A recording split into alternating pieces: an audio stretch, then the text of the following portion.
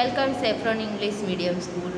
आज हम पढ़ेंगे हमारी कक्षा 2, उसका सब्जेक्ट हिंदी, उसमें काव्य नंबर 1 हमारा सुंदर जग। सुंदर जग का अर्थ होगा यहाँ पर सुंदर संसार। यहाँ की सुंदर संसार में जो सुंदरता है उसके बारे में यहाँ पर कवि ने कविता के द्वारा हमें थोड़ा बहुत यहाँ पर बताया गया है। प्रस्तुत कविता में कवि ने प्रातःकालीन की सौंदर्यता का वर्णन किया है। क्या कहा है कवि ने? कवि ने इस कविता में कहा है जब प्रातःकाल यानी कि जब सवेरा होता है और सूर्योदय होते ही वातावरण में कैसे सौंदर्यता छा जाती है उसका थोड़ा बहुत वर्णन यहाँ पर हमें किया है कवि ने। सूर्योदय होते ही वातावरण में एक नई ताजगी आ जाती है। क्या होता है जब सूर्योदय होता है तो वातावरण में एक नई ताजगी सी छा जाती है, तो नई ताजगी आ जाती है और सभी आलस त्याग कर अपने अपने काम में लग जाते हैं। क्या होता है सारे जो पशु पक्षी है, फूल पौधे हैं, सारे जीव हैं, वो अपना अपना आलस त्याग कर अपने अपने काम में कैसे लग जाते हैं वो हमें इस कविता के द्वारा बताया गया है। इसमें क्या कहा कवि ने? जब सवेरा होता है तो प्रातःकाल की कैसी सौंदर्यता का वर्णन उसमें किया गया है और सूर्योदय हुई वातावरण में कैसी ताजगी आ जाती है उसके बारे में कवि ने हमें यहाँ पर बताया है।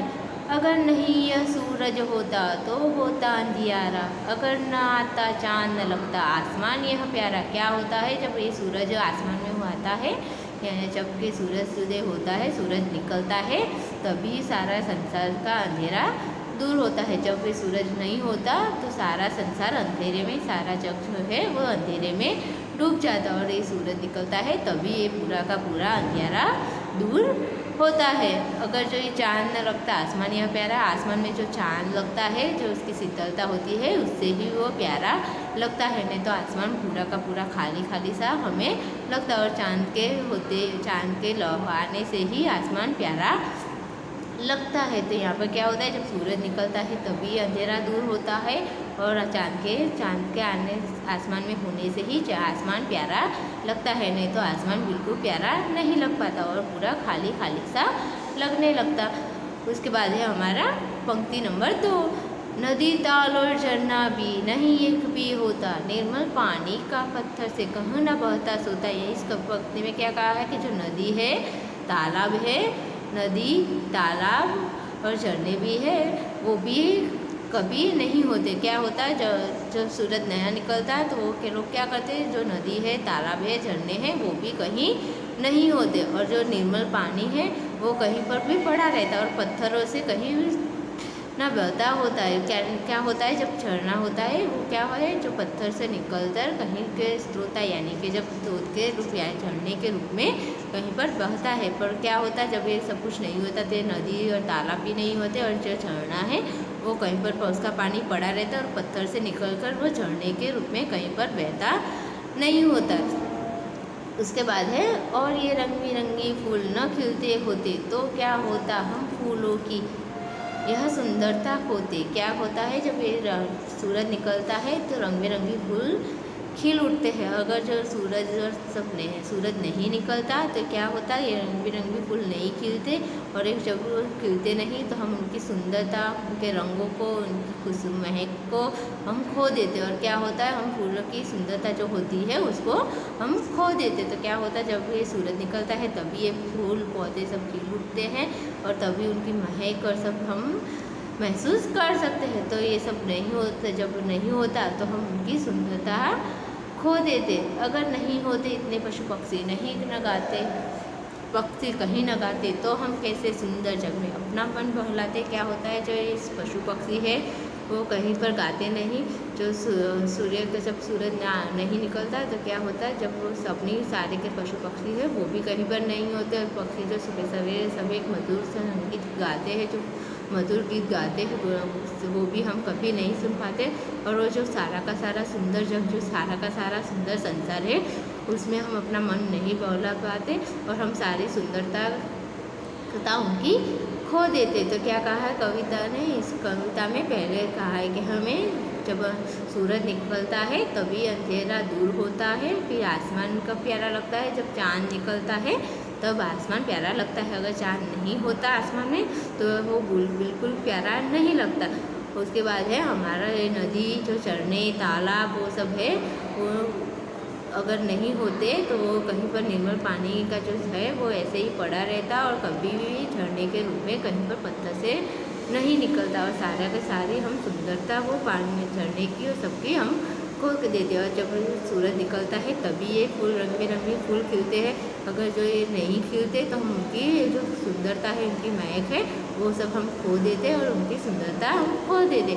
और जब ये सब कुछ नहीं होता तो एक पशु पक्षी भी नहीं होते, और जो पक्षी सवेरे सवेरे जो मधुर गीत गाते हैं वो भी हम कभी नहीं सुन पाते। और क्या होता है, जब ये सब कुछ नहीं होता तो हमें जो पूरा का पूरा सुंदर हमारा संसार है वो उससे हम अपना मन नहीं बहला पाते। तो क्या कहा है कवि ने इसमें, कवि ने जब सवेरे में जब होता है तो कैसे सब अपने अपने कामों को लग जाते हैं, कैसे स्कूल को अपने खेल जाते हैं, नदी और पानी का झरना है जो बहने के लगते हैं, और पशु पक्षी भी अपने अपने घरों को छोड़कर अपने अपने कामों में लग जाते हैं। उससे हमारा क्या है, जो सुंदर संसार है उसमें वातावरण में एक नई ही ताजगी आ जाती है, और ये संसार हमें पूरा का पूरा सुंदर लगने लगता है। तो क्या कहा है, ये पूरे का पूरा जो वातावरण है हमारा, वो हमारा सुबह का वातावरण है, उसके बारे में यहाँ पर कवि ने हमें इस तरह से थोड़ा बहुत वर्णन किया है।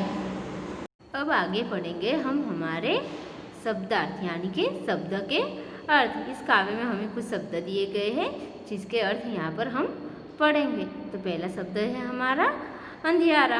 तो अंधियारा का अर्थ होगा अंधेरा। ताल, तो ताल का अर्थ होगा तालाब। निर्मल, निर्मल का अर्थ होगा साफ। सोता यानी कि झरना, सोता का अर्थ होगा झरना। जग, जग का अर्थ होगा संसार। तो हमें यहाँ पर क्या, जो हमारे काव्य में कुछ शब्द यूज़ हुए हैं, जो हमें इस्तेमाल किए गए हैं, वो शब्द के अर्थ यहाँ पर हमें दिए गए हैं, वो हम पढ़ेंगे। अंधियारा का अंधेरा, ताल का तालाब, निर्मल का साफ, सोता का झरना, जग का संसार। उसके बाद आएगा हमारा व्याकरण। व्याकरण में प्रश्न एक है हमारा, श्रुति लेख के लिए शब्द, यानी कि हमें जो शब्द दिए गए हैं वो लिखने हैं, पढ़ने हैं और सुनने हैं। तो उसमें आएगा पहला हमारा है सूरज, सूरज, चाँद, झरना, पत्थर, पक्षी, अंधियारा, प्यारा, निर्मल, क्या, सुंदर। तो हमें ये क्या करना है, जो शब्द दिए गए हैं उसे पढ़ने और लिखने हैं। तो पहला है सूरज, चाँद, झरना, पत्थर, पक्षी, अंधियारा, प्यारा, निर्मल, क्या, सुंदर।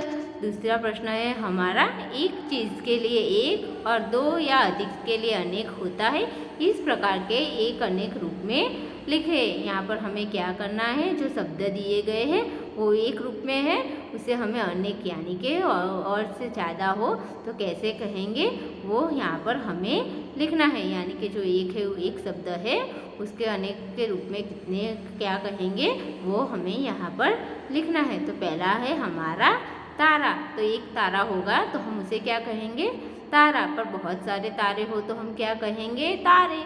उसी तरह है झरना। तो झरना एक हो तो हम क्या कहेंगे, झरना। पर बहुत सारे झरने हो तो हम क्या कहेंगे, झरने।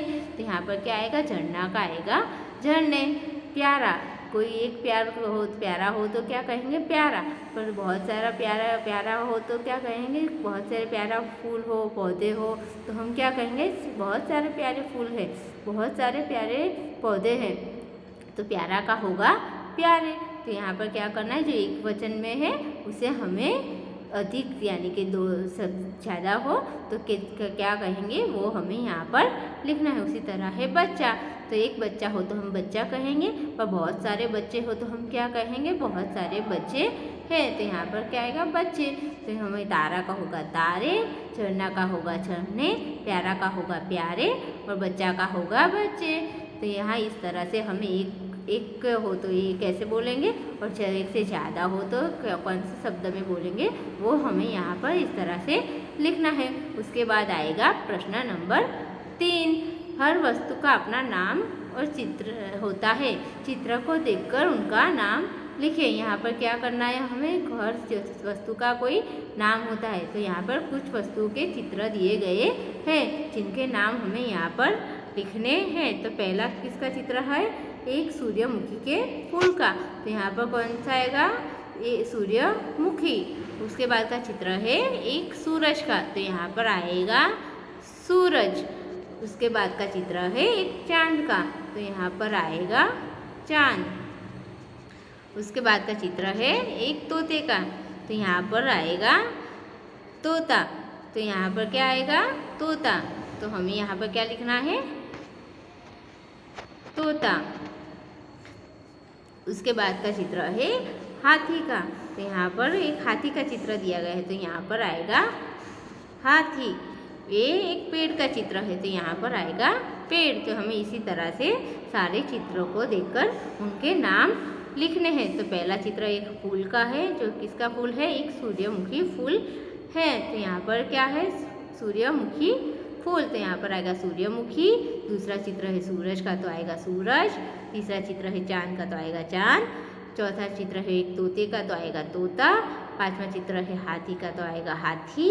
और छठा चित्र है पेड़ का। तो यहाँ पर आएगा पेड़। उसके बाद है प्रश्न नंबर 4, मिलते जुलते अर्थ वाले शब्द लिखिए। यहाँ पर हमें क्या करना है?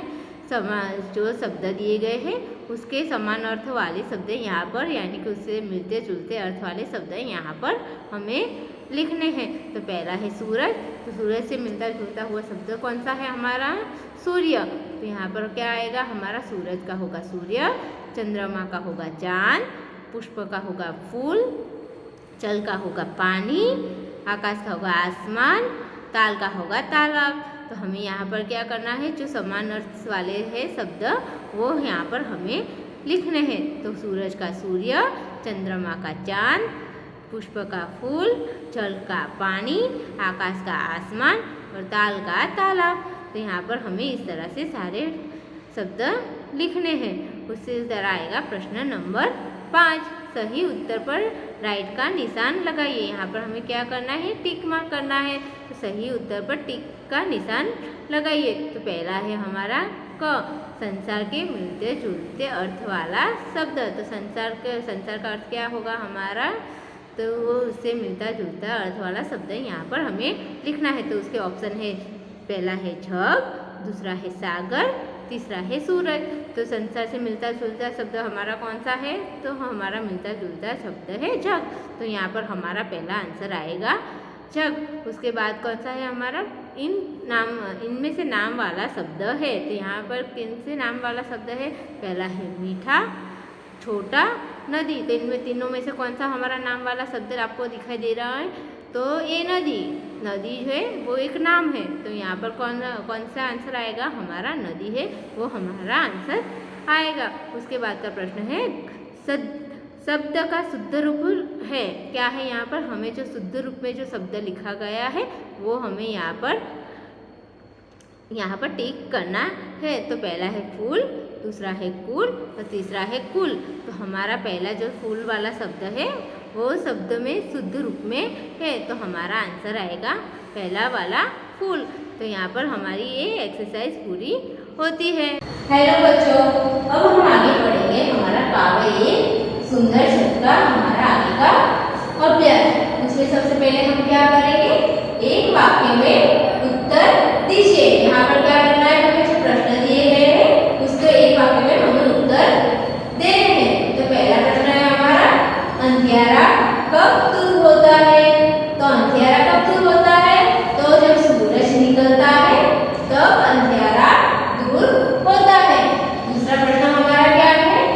चांद तारों से कौन प्यारा लगता है? तो चांद तारों से प्यारा कौन लगता है? तो चांद तारों से आसमान प्यारा लगता है। तो पहला कौन सा है हमारा? अंधियारा कब दूर होता है? तो जब सूरज निकलता है तब अंधियारा दूर होता है। और जब चांद तारों से कौन प्यारा लगता है? तो चांद तारों से आसमान प्यारा लगता है। उसके बाद क्या आएगा हमारा? प्रश्न नंबर 2, इन प्रश्नों के उत्तर लिखिए। यहाँ पर भी हमें क्या करना है? कुछ प्रश्न दिए गए हैं जिसके उत्तर हमें यहाँ पर लिखने हैं। पहला प्रश्न है हमारा, पानी का झरना कहाँ से निकलता है? तो पानी का झरना पत्थर से निकलता है। कहाँ से निकलता है? पानी का सुंदरता है। दूसरा प्रश्न कौन सा है हमारा? तो दूसरा प्रश्न है हमारा नदी और झरने का पानी कैसा होता है? तो नदी और झरने का पानी कैसा होता है? तो नदी और झरने का पानी निर्मल, निर्मल का अर्थ होगा यहाँ पर साफ। कैसा होता है? निर्मल होता है। तो कैसा होगा? नदी और झरने का पानी निर्मल यानी साफ होता है। तीसरा प्रश्न हमारा कौन सा है? तो तीसरा प्रश्न है हमारा रंग बिरंगे फूल न खिलते तो हम क्या खो देते?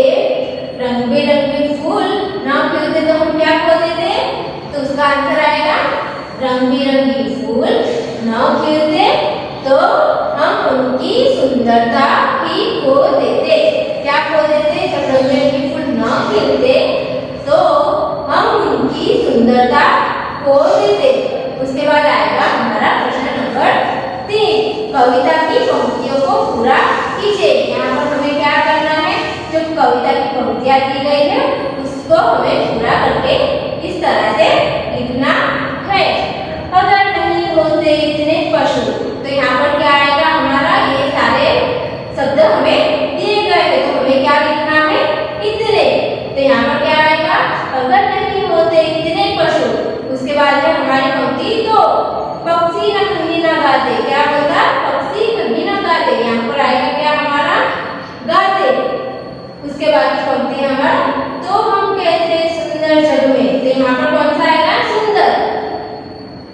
उसके बाद है हमारा अपना मन बहलाते। तो यहाँ पर आएगा मन। तो हमारी पूरी पंक्ति कैसी होगी? अगर नहीं होते इतने पशु पक्षी कहीं न गाते तो हम कैसे सुंदर जग में अपना मन बहलाते। तो यहाँ पर हमारी इस तरह से पूरी पंक्तियां हमें इस तरह से लिखनी